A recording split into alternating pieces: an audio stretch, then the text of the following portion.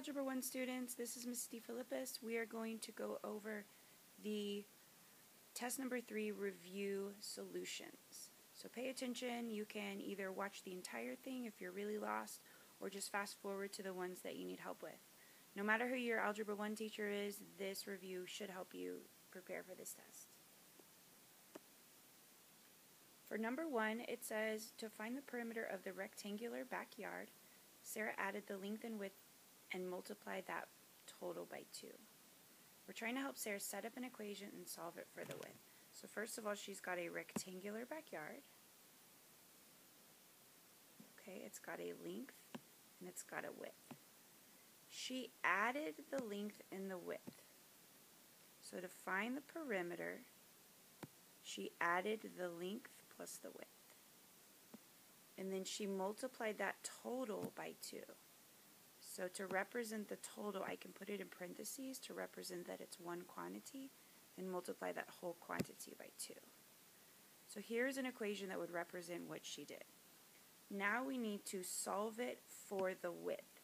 So all that means is that we need to isolate the W, which represents the width. Don't worry about the P and the L. We're going to treat them just as we would if they're normal numbers. Whenever you solve an equation, the first thing you want to get rid of is parentheses if you've got them. So whatever number is outside of the parentheses, which in this case is the 2, we want to distribute to both the L and the W, which are inside the parentheses. When we do that, we're going to bring everything down.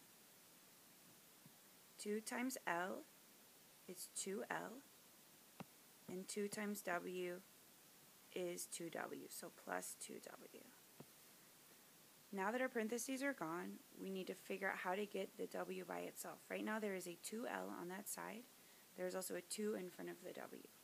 We always want to move our variable terms to the other side first, and then we can get rid of that coefficient of 2 next. To move the 2L over to the other side, right now it's positive, so we're going to do the inverse, which is subtracting. We're going to subtract both sides by 2L. On the left side, we'll have P minus 2L. Bring down your equal sign. On the right, the 2L minus 2L cancel to make 0, and we're left with 2W. W is almost isolated. What we need to do now is get rid of the 2. The 2 is connected to the W through multiplication right now. So to undo that, we're going to divide by 2. On the other side, we have 2 terms. We need to make sure that we divide every single term by 2. This is very similar when you're going from standard form of a linear equation and you're trying to write it in slope-intercept form. So let's simplify and see what we've got. For P over 2, I could leave it like that, or like we do when we're trying to distinguish what the slope is in front of the x when we're in slope-intercept form. I can remember that I've got this invisible 1 in front of the P. So I could bring the 1 out with the 2 and write it like this. 1/2 and then the P. That means the same thing as P over 2. Either way is fine. For 2 over 2L, the 2 over 2 cancels to make 1, but I need to make sure to leave that minus sign in front because it's still going to be a negative L. Equals, and then the 2 over 2 on the right side cancels to make 1. 1 times W is W. So what we have here, W is equal to this left side, 1/2 P minus L. If this bothers you and you really want the W on the other side, just flip the left side and the right side. So take this and just switch sides. It's no big deal. And so what you'll get is you'll get W equals 1/2. Just a second here. 1/2 P minus L. Either way you write the equation is okay. Now we say that we have solved the equation for W in terms of P and L, because P and L are part of the expression that equals W. Okay, number 2 can be a little bit tricky, but we'll work through this. So for this table, we need to determine the rate of change, which is the same as the slope, and then we're going to write the equation in slope-intercept form, which means we need the slope and the y-intercept. We need both of those. So let's first tackle the slope or the rate of change. Rate of change or slope, remember, is rise over run. We can also think of rise over run as the change in y. Let me get a different color. As the change in y over the change in x. When we use our slope formula, it's y2 minus y1 over x2 minus x1. So we're basically just subtracting two y values on the top and two x values on the bottom in the same direction to find our slope or rate of change. So if I go and I look at my table, if I look at the y column, I can see how two successive y values change. From the first one to the second one, we are adding 120. So I could think of that as a positive 120. On the left side, for the same 2 points, my x value is increasing by 1 whole, so plus 1. So to write the slope using those two changes, I could say we have 120 over 1. The change in y is 120, the change in x is 1. If I look at another set of points, if I look at the second and third set, I can see that the y values are changing by 60. We're adding 60 from 180 to 240. On the left side, from 1.5 to 2, we're adding 0.5. So I could use those two changes to also make a slope as 60 over 0.5. Okay, if I do it for the next one, from 240 to 540, that's an addition of 300. And then from 2 to 4.5, that's an addition of 2.5. If I use that change in y and that change in x, I will get 300 over 2.5.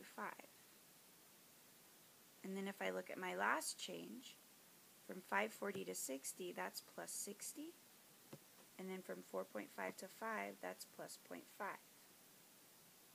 I already have that change, 60 over 0.5. So what I need to make sure of is I need to make sure that all three of these slopes or rate of changes that I just made are all equivalent, to make sure that my table truly is linear. Now it says that we're writing an equation in slope-intercept form, which implies that it's linear, but I need to make absolute sure. So if I look at the first slope, that's very simplified. If I look at the second and third slopes, I have a decimal in both of them, which looks a little bit strange to me. So I can see if I can try to make them look like the other one. If I look at the second slope, 60 over 0.5, if I multiply the top by 2 and the bottom by 2, which will create an equivalent fraction, it'll just change the way it looks, I will also get 120 over 1 whole. So what that means is this slope is equivalent to the 120 over 1. So far my rate of change is constant. And when my rate of change is constant, that means that I truly have a linear function. I have a line if I graphed it. You want to be able to use the rise and run all the way through your line. It needs to be constant. If I look at the last one, 300 to 2.5, I could do a couple different things here. If I divide 300 and 2.5 both by 5, it's a division symbol, divide by 5. Whatever you do to the top and you also do to the bottom in a fraction, it'll create an equivalent fraction. If I do that, I get 60 on the top, and then I get 0.5 on the bottom. Well, that's exactly like the second slope, which is equal to the first slope. So what that means is all three of these slopes are equivalent. Okay? So the most simplified slope that I like the best is this 120 over 1, because it doesn't have any decimals in it. Okay. Okay, finding the y-intercept is a little bit tricky. We have to do some imagining here. So if you remember, the y-intercept of a graph is on the y-axis. That means the x value is 0. So if I kind of think of like completing my table like 4, the 0.5, and the 1.5, and the 2, and the 4.5, and the 5 in the x column, try to think of, well, what y value would I have if I had 0? So I can use these changes in y's and changes in x's to kind of think backwards. To go from 0.5 to 0 means I would subtract 0.5. Or to go from 0 back to 0.5 means that I add 0.5. Okay, if I go back and I look at this change and this change, those match up to keep that constant slope. I need to change my y values by 60 to make sure that I'm going to get the right output or y value when my input is 0. And that will indicate my y-intercept. So if I go back from 60, or I think, what do I have to have so that when I add 60, I get 60, that means my y value had to also be 0. And when my y value is 0, when my x value is 0, we're talking about the origin here. So my y-intercept is 0. My slope is 120 over 1. So what I have here is I've got my b and I've got my m. Now all I have to do is plug it into y equals mx plus b. Just plug it in here and here, and then I've got my equation. So y equals, for my slope I have 120 over 1. I'm welcome to leave it as that, or since it's a whole number, I can just write it as 120. I only really need to put it over 1 if I'm using it to graph, where I actually need the rise and the run. Bring down my x. My b is 0, so I could either put plus 0, or I could just not put anything, because plus 0 is the same as not adding anything. So my equation in slope-intercept form is y equals 120x. Number 3 is asking us to write an equation in slope-intercept form and to also find the rate of change. Remember, the rate of change is another way to say slope when you have units. So to find the slope, I need to do that first. I've got 2 points. I've got the y-intercept, got the x and y values of my y-intercept, and I have the x and y intercepts of my x-intercept. All I need is 2 points to find slope.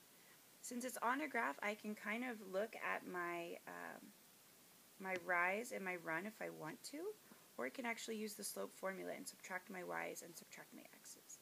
If I'm looking at the rise and the run, the y value here is 270. The x value here is 27.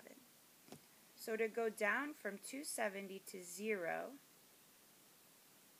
this is a change of 270 for my rise. My run is going from the 0 to the 27 on the x-axis, which is a change in 27. That's the run. So my rise is 270, my run is 27. If I simplify that, that equals 10 over 1, or just 10. So that is my slope, that is my rate of change. If I put units with my rate of change, 10 is the number of industrial accidents per my x, which is the number of hours of safety training. So I've got my rate of change. Now for my slope-intercept form, I need my slope, which I've got right here. It's 10 over 1. And I need my y-intercept, which is right here at 270. That's my b. And I just plug it in to y equals mx plus b, like we just did in the last example. The m is 10 over 1. I can leave it as 10 over 1 or just 10 since it's a whole number. So y equals 10x plus my y-intercept is 270. There's the equation in slope-intercept form. Actually, I left off something very important. This is a negative slope because my graph is going down from left to right. So my slope is actually negative 10. I need to make sure to put that in my equation. Y equals negative 10x plus 270. In 4, we are practicing using range and domain and also evaluating functions. So we've done this before. This is kind of a review problem. So 4a says, given a range of negative 6, remember range is a y value. It's all of the y values. In this case, our only y value is -6. So it says find the domain. So remember, I'm going to represent my domain in these curly brackets. Since I have one range value, I'm going to evaluate it, and then I'm going to get one input value, which is my domain. Remember, domain is the x. So my range is the y, or in this case, since it's a function, it would be g of x. So I'm going to replace the g of x part with -6. And that equals x plus 1. Very simple. All I have to do now is solve for x. So I've got a very simple equation to solve. I'm going to go ahead and to isolate my x, I'm going to move that constant of 1 to the other side by doing the opposite, which is subtracting it from both sides. -6 minus 1 on the left is -7. That is equal to, on the right side, my 1 and my -1 cancel, and I have x. So when my output was -6, my input is -7. So my domain is -7. On 4b, we're given a domain of 0. Remember, domain is my x value. The range is what we need to find. The range is your y value, or in this case, that's the f of x part. So whenever you have the function notation and you're evaluating it, my x value is 0, so I can put that in place of the x part in my function notation. And then when I get to the rule part, or the equation part on the other side, I'm going to replace just the x part with 0. So we're going to have 3 minus 2 parentheses 0 minus 4. When I simplify using my order of operations, I always simplify what's inside the parentheses first. 0 minus 4 is -4. So we have 3 minus 2 times -4. The next thing I need to do is multiply, and then I will subtract at the end. So when I multiply, I need to make sure to remember that that 2 is negative. So I've got -2 times -4, which is +8. So now I have 3 plus 8. The last thing to do is to add. 3 plus 8 is 11. So when my input is 0, my output is 11. But I want to write that as a range, which means we put it in the braces. So my range is 11. Number 5 gives us a graph that describes the population of Webb County, Texas from 2000 to 2010. So on the y-axis we have the population in thousands, and on the x-axis we have number of years since 2000. So the first thing says A is what is the y-intercept and what does it represent? The y-intercept is right here. Oops. Right there. The y-intercepts is 200. Remember, that's in thousands. So 200,000 is the population. And the year that it applies to is year 0, but that's years since 2000, which means that is U2000. So the y-intercept is 200. So we could say B equals 200. If you wanted to write the y-intercept as a point, the x value of your y-intercept is always 0, followed by the y value. So you can write it either way. Now what does it represent? It means the population in 2000 was 200,000 people for this time. B says, what is the rate of change, or the slope, and what does it represent? So to do rate of change, I need 2 points on my graph. And the nice thing is 2 points are already kind of highlighted for you, or bolded for you. So we can use these 2 points. I need to look at the rise, which is my change in y, and the run, which is my change in x. If you don't want to actually count it on your graph, and when you count it, you need to really be careful of your scale, you can just take the coordinates that are listed, the xy and the xy, and you could subtract your y's in the top and your x's in the bottom, and do it that way. I like to do it visually because I think it's much easier. That's just me. So my rise here, it goes from 200 to 250, which is going to be a rise of 50. So that's going to be my numerator. The run here goes from 0 years all the way to 10 years. So I have a run of 10. Okay? If I simplify that, that simplifies to 5 over 1. But I also need to consider the units because it's rate of change. And then think about what it represents. The 5 is my change in my y. And remember, my y's are in thousands. So that 5 really represents 5,000. So we're going to say that the population of 5,000 is the change for every 1, and my x's are in the bottom, so the 1 represents number of years. So that means my population goes up 5,000 every 1 year. This is a positive slope. Remember, slope is represented with m. So I've got my slope, got my y-intercept. So the last thing it says is to make a prediction. And if we can, to evaluate the trend. So we can actually set up an equation and then use that to find other points that lie on our line using the same rate of change. So to write and evaluate an equation, we've got our slope and y-intercept. So in our slope-intercept form, y equals mx plus b, we're going to replace the m with our 5 over 1, or I could just write it as 5, x, and then our b is 200. Remember that our y's are in thousands, so that'll be important. So it says, what will be the population in 2015? If I look at my x values, these are years since 2000. So since 2000, 2015 is 15 years. So I'm looking for where my input or my x value is 15. So what we're going to do is we are going to take out the x and put in 15 and then figure out what y equals. So now we have 5 times 15 plus 200. 5 times 15 is 75 plus 200 gives me 275 as my y. But remember, that's in thousands. So the population in 2015 is 275,000 people.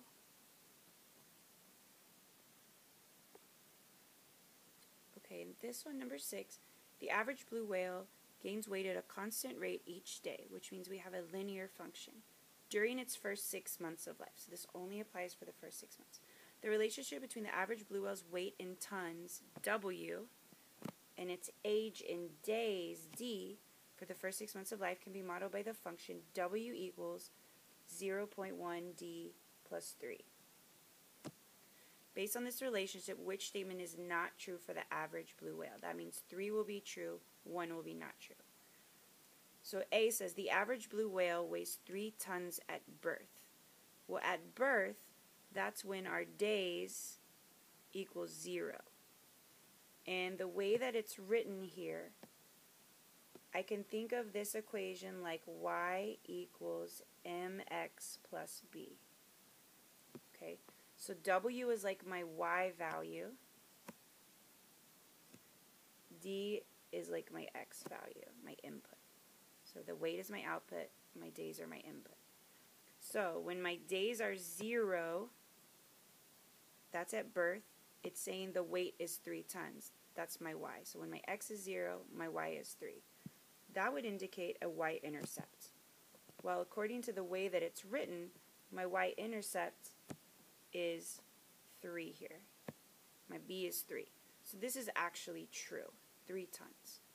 So A is true, we're not going to pick that one. B, when the average blue whale is 5 days old, it weighs 20 pounds, or 20 tons. So all we have to do is we have to take our equation, and we just have to replace D with 5 and see if it equals 20. So 0.1 times 5 plus 3. 0.1 times 5 is 0.5 plus 3 is definitely not 20. It's 3.5. So when my input is 5 days old, my blue whale is only 3.5 tons. So B is not true, so this very well could be our answer, but we need to evaluate every answer choice. C says the average blue whale gains 0.1 ton per day. That is actually a rate of change, tons per day. Okay, tons is our y, or our output unit, which goes on top in slope. And the days is our input unit, which would go on the bottom of our slope. And if I look at my equation, I can see that my slope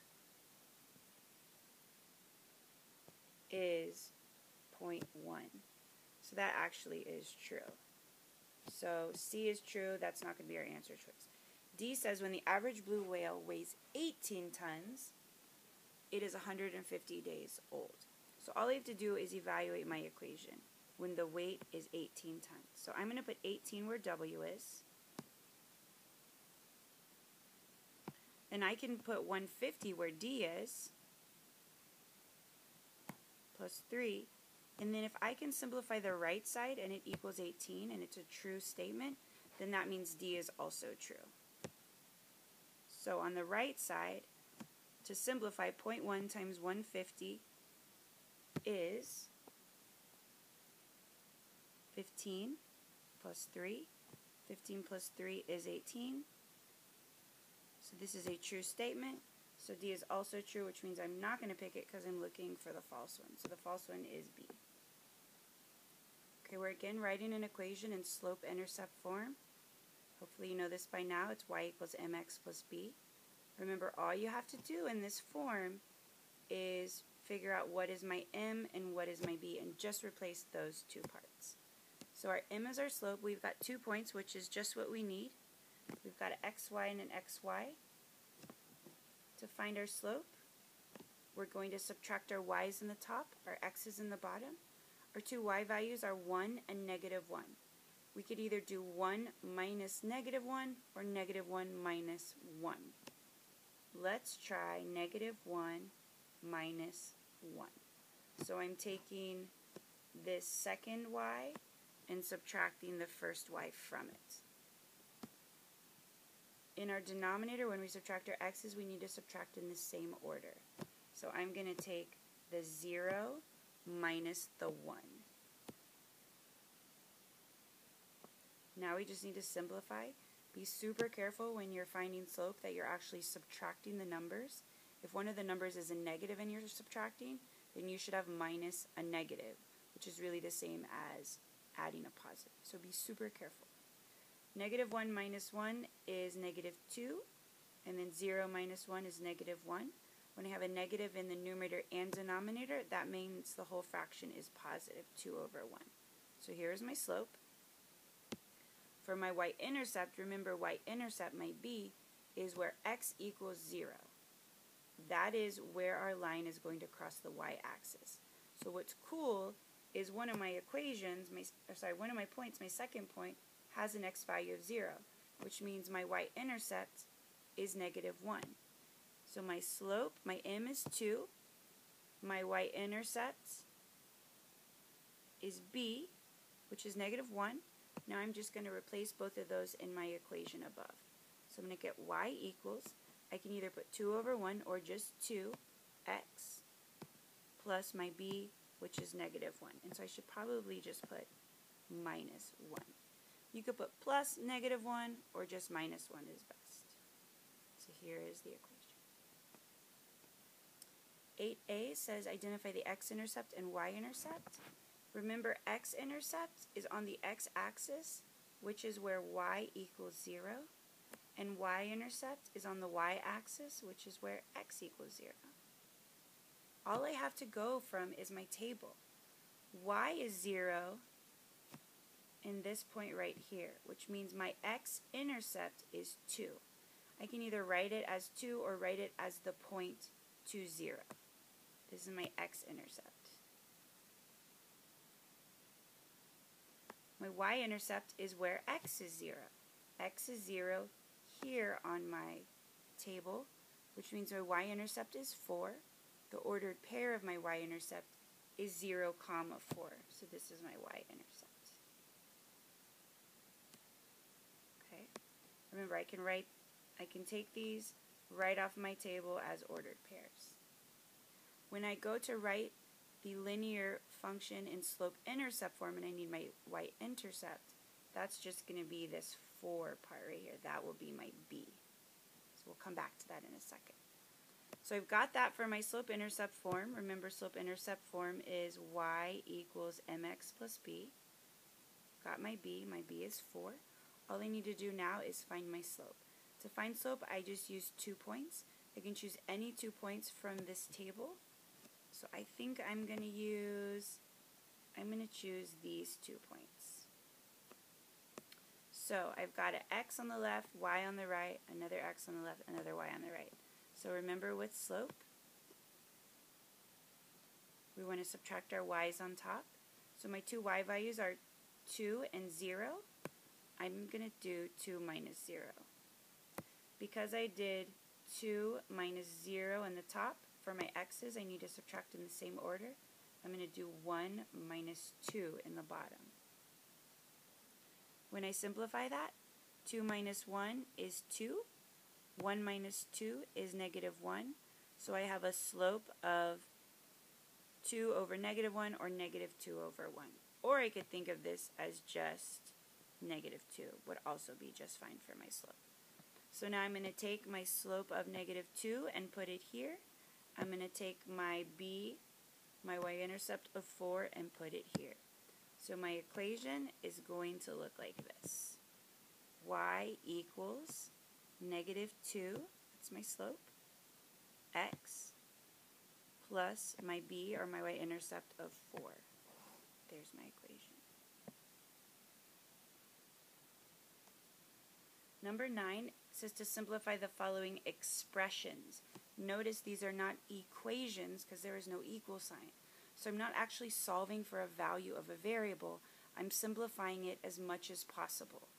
I cannot combine a variable term with a constant, so keep that in mind. So let's look at the first one. Because we have parentheses, order of operation, or PEMDAS, says we do parentheses first.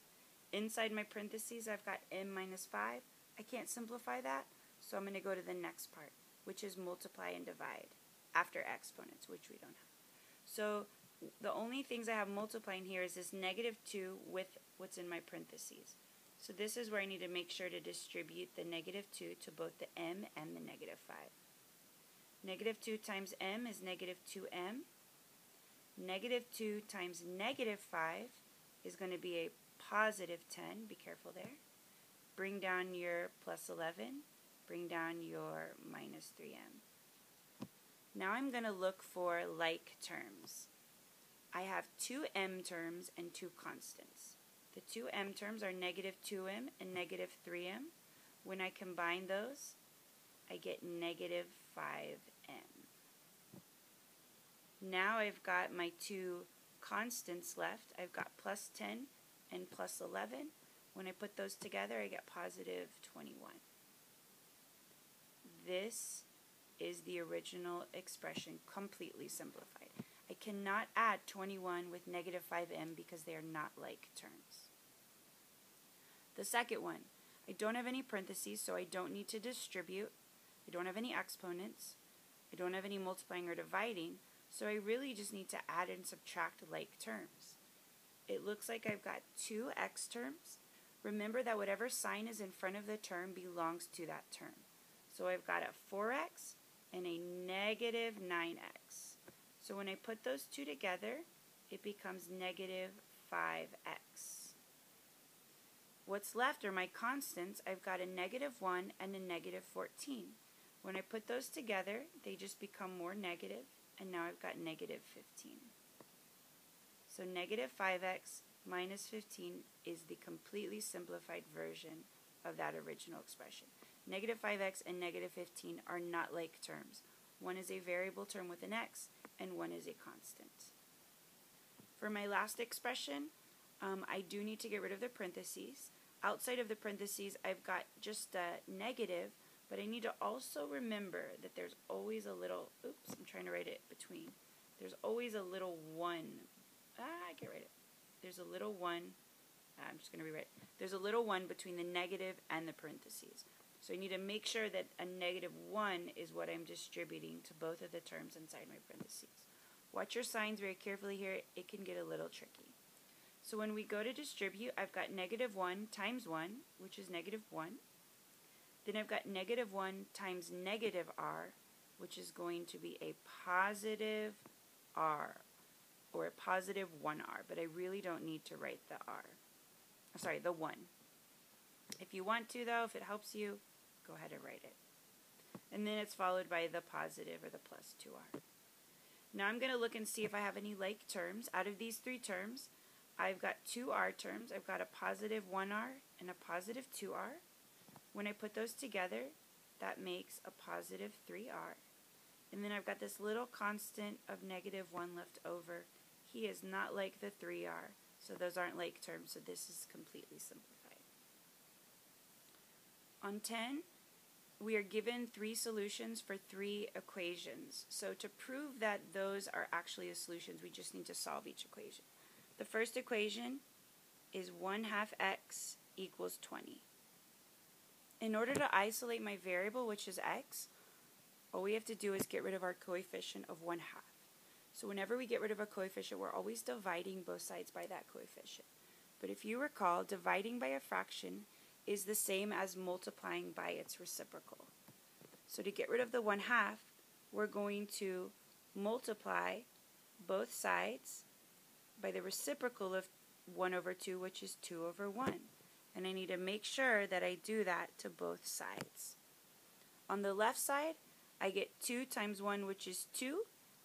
1 times 2 in the denominator, which is also 2. 2/2 is 1, so we really just have 1x. You can also cross-reduce. 2/2 is 1. Oops. 1/1 is also 1. 1 times 1 is 1, and 1 times x is just x. I want to keep my colors. On the right side, we've got the 20 times the 2/1. Remember, 2/1 is the same as 2. So 20 times 2 is just 40. And yes, that is the solution that we have over here, so that is correct.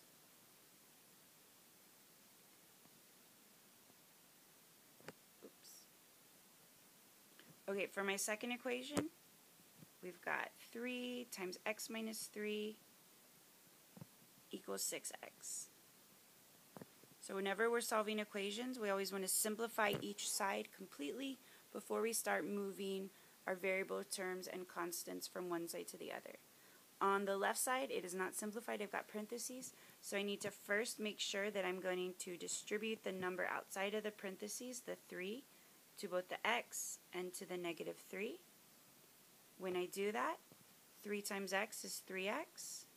3 times negative 3 is negative 9, and that equals 6x.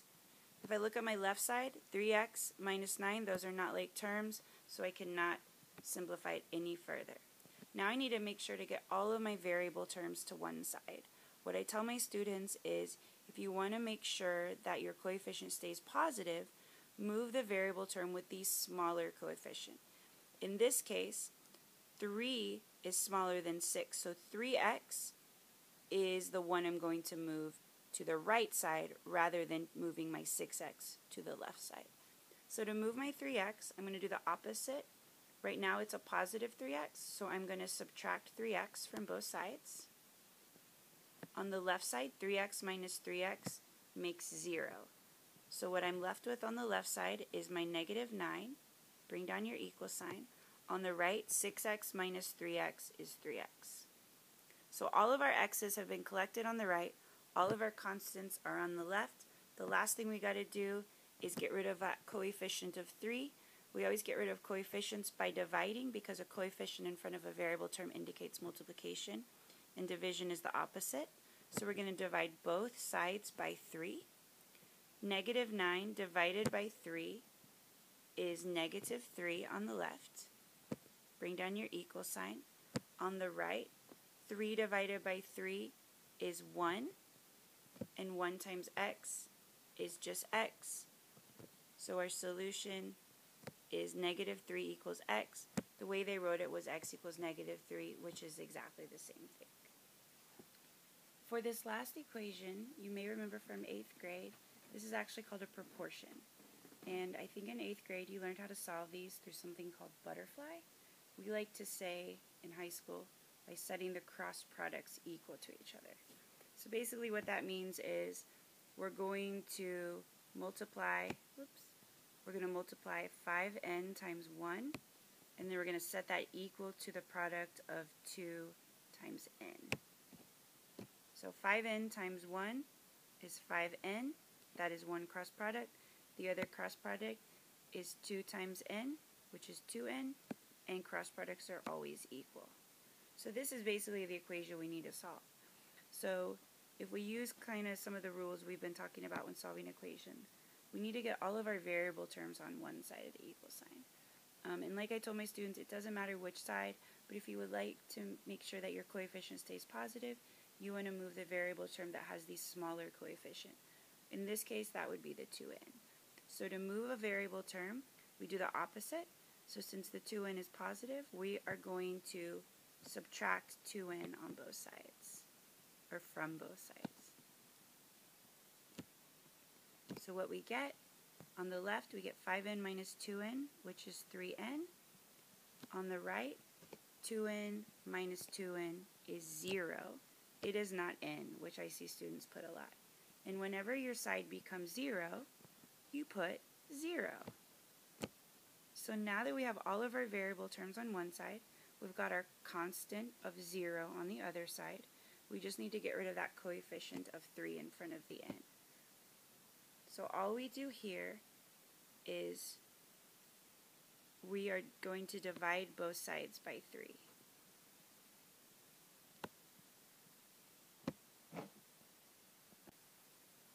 On the left, 3 divided by 3 is 1. 1 times n is n, so the n on the left.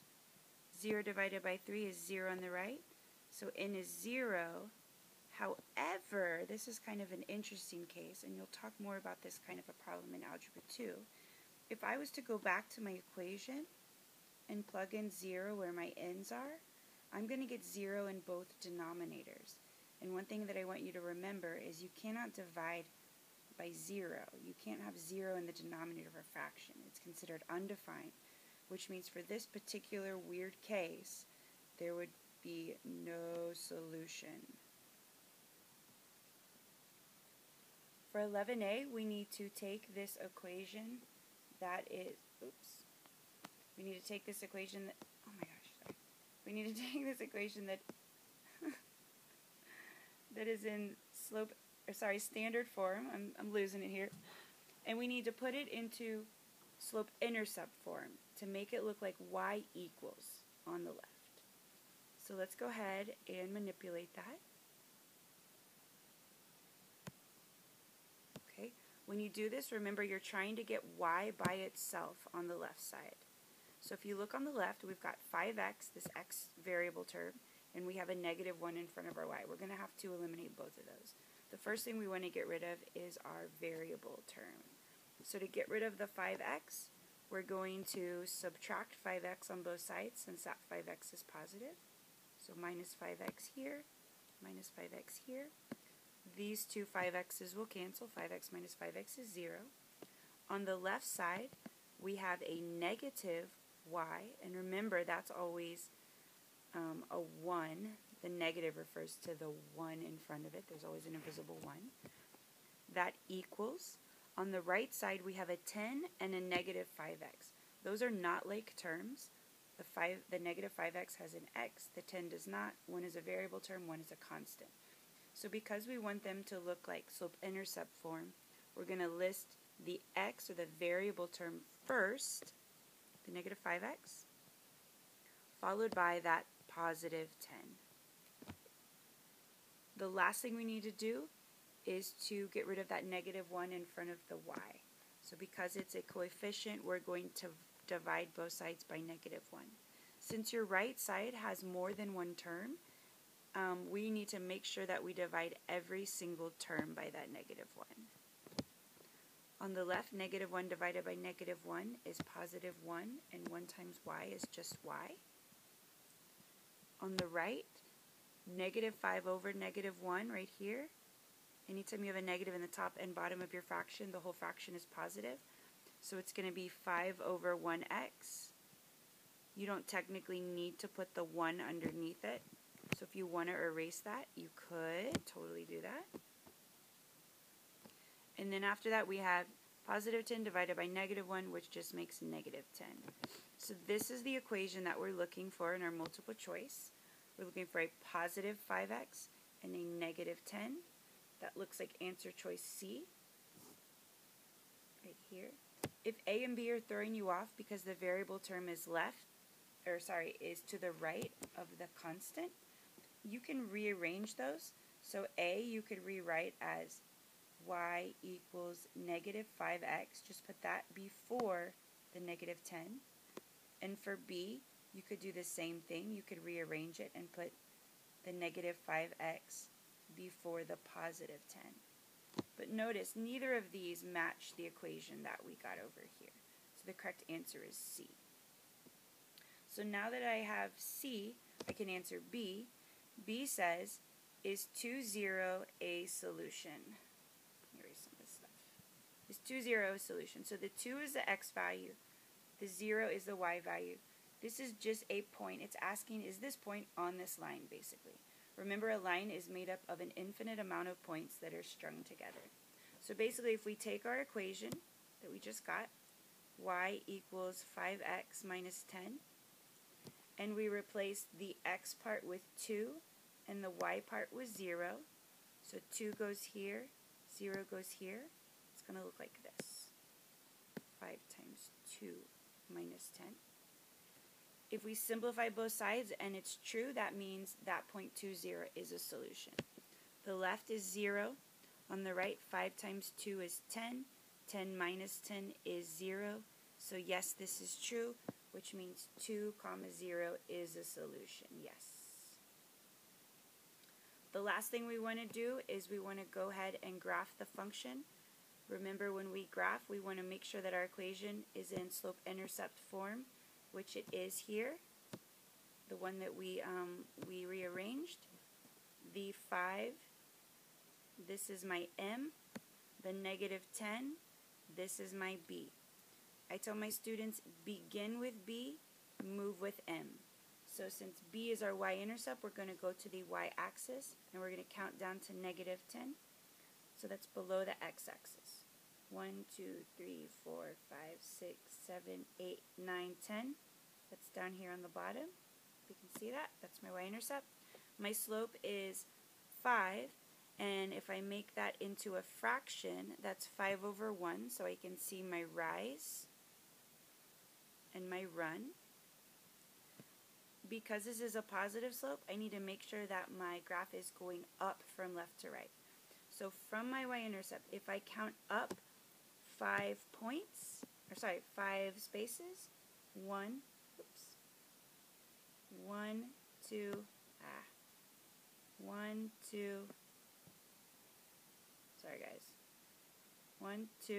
3, 4, 5. I want to run to the right so that when I put my new points and I connect it to my y-intercept, it's going to create a positive looking slope. I can do it again to get another point.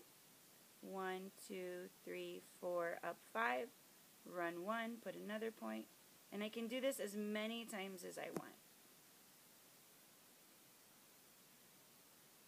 1, 2, 3, 4, 5, 1.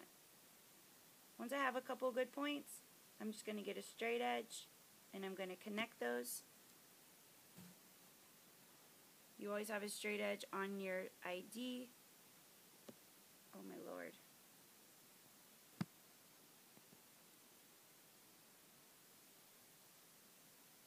There's the best that I can do with this limited technology. So if I look at my line, yes, my line is moving up from left to right. In number 12, we're trying to choose, or Maddie's trying to choose between T-Mobile and AT&T for her plan. T-Mobile charges $50 a month per line, and that gives you 2 gigabytes of data. But you have to add $5 for every additional gigabyte of data. She wants 5 gigabytes. So if the $50 includes the 2, she needs 3 more gigabytes of data. So that's going to be $5 times 3 more gigs. For AT&T, they charge $70 a month, and that includes the 5 gigabytes. So she's got her 5 with AT&T. So all we need to do basically is just compare these two costs to see which company she's going to go with, because she clearly wants to get the cheaper plan. So T-Mobile on the left, if we simplify this expression, we've got 50 plus 5 times 3 is 15. 50 plus 15 is 65. 65 with T-Mobile. AT&T is just an easy 70.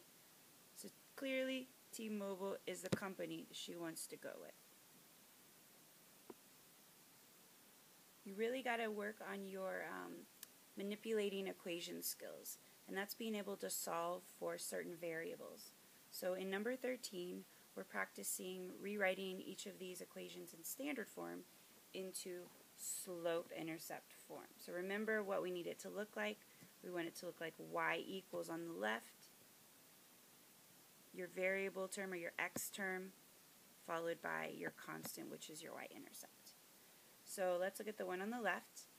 In order to get that y by itself, I need to get rid of that 2x on the left and then that coefficient of negative 3. I'm going to always get rid of my 2x or my variable term first. So to do that, we are going to do the opposite of a positive 2x, which is to subtract 2x on both sides. On the left, 2x minus 2x is 0. So we are left with a negative 3y on the left. Make sure you bring that negative down with the 3y. Bring down your equal sign. We have 12 and a minus 2x on the right. Those are not like terms. So to make it look more like y equals mx plus b, I want to list my variable term first, which in this case is the negative 2x, followed by my positive 12, my constant. Now we need to make sure to get rid of that negative 3 in front of the y, the coefficient.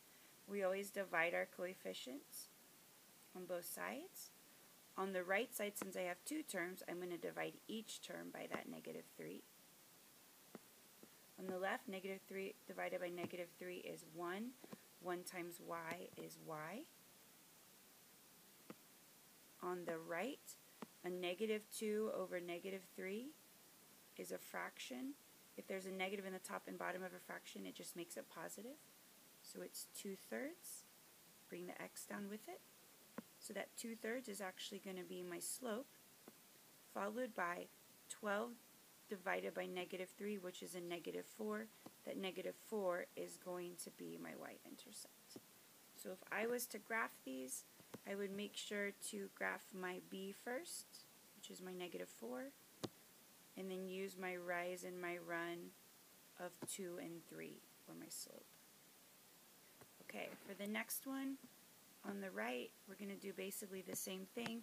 If you want to practice this, just pause the video, try it yourself. Again, I'm trying to get my y by itself. I'm going to move my variable term first. My variable term 4x is negative, so I want to do the opposite, which is to add 4x to both sides. Negative 4x plus positive 4x makes 0 x's, which means it goes away. What I'm left with on the left is 2y. On the right, I've got a 7 and a 4x. Those are not like terms. I want to list the variable term, my x term first, followed by my constant of 7. Now we've got to get rid of the 2 in front of the y. So because that's a coefficient, we're going to divide every term by that 2. 2 divided by 2 on the left makes 1. 1 times y is just y on the left. Bring down your equal sign. 4 divided by 2, or 4 over 2, is 2x, plus 7 halves is already simplified. If you want to change it to 3.5, that's fine, so that if you did graph it, you could locate 3.5 on your y-intercept. Otherwise, feel free to leave it as a fraction. I think most math teachers prefer it as a fraction. So your y-intercept is 7 halves, or like I said, 3.5 as a decimal. And then your slope is 2, or as a rise and run, it would be 2 over 1. That's your m. Alright, last one. If you've stayed with me this whole time. You're amazing. You're going to do amazing on your test. Otherwise, I hope you do really well. This last one is called a literal equation when it has more than one variable. When you solve for one variable and you've got other variables in your equation, you're not going to be able to get a numerical value for that variable. You're going to get an expression that contains the other variables. And we say that it equals the expression in terms of the other variables. So all we need to do here is isolate h. You will use this skill all throughout your future maths and a lot of your science classes. We're trying to get h by itself. So we have to just think, okay, well, how can I get rid of the other things on that side? On that side, we've got a b and a 2, right? The 2 in the denominator, I know that if I multiply both sides, oh my gosh, by a 2 on both sides, that'll get rid of that divisor of 2. Okay, because the 2 in the numerator and the 2 in the denominator will cancel to make 1, right? And then 1 times BH will just leave B and H on the right side. Bring down your equal. On the left side, we've got 2 times A, or 2A. So we got rid of the 2 in the denominator. Now we got to get rid of the B that's next to our H. Treat the B just like you would any coefficient. I know it's a letter, but you're going to treat it just like you would a number. So when you normally get rid of a coefficient, you usually divide both sides by that coefficient. So we're going to divide both sides by b. On the right, b over b makes 1, or 1h, which leaves us with just the h. We have isolated the h. On the left, it looks a little strange, but we've got 2a over b. So h equals 2a over b. We can say that we have solved for h in terms of a and b, because a and b are in the expression that equal h. If you would like to rewrite this, where h is on the left, where h is on the left, go ahead, just put whatever's on the left on the right, just switch sides. The cool thing about equations is if the two sides are truly equal, which they are, then it can switch the left and right sides and it has the exact same meaning. Okay, so to kind of make sure that you're going to be super ready for this test, because it'll be the last test for the 6 weeks, really big part of your second 6 weeks average.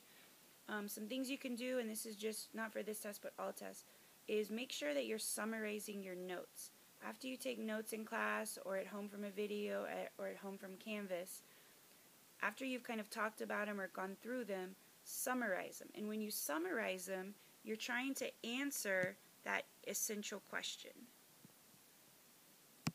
You're trying to also just pick some of the key points. Your summary doesn't have to be super long, maybe just like 5 lines, so that when you go back and you look at all the notes that lead up to a certain test, you can quickly read each summary and kind of jog your memory as to kind of the big, key, important factors, the bigger concepts.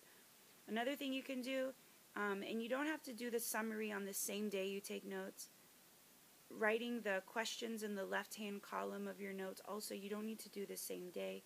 It's actually better to do it on a different day. I'm going to actually have my kids do that in class. But what you can do on the left column, if you're writing your notes in Cornell note style, is you can come up with study questions for the left column that could possibly be test or quiz questions that your teacher might ask you. The answers to the question, or the information that will help you to figure out the answer, should be to the right of the question. You can practice these questions with your friends. I would say for each set of notes, a minimum of 3 questions. More is always better. But after you have some questions, you can actually ask yourself these questions, covering up the right side, which is your notes, and seeing if you can answer the questions. These questions can be simple, like what is this, what is that? It can be compare and contrast 2 different things.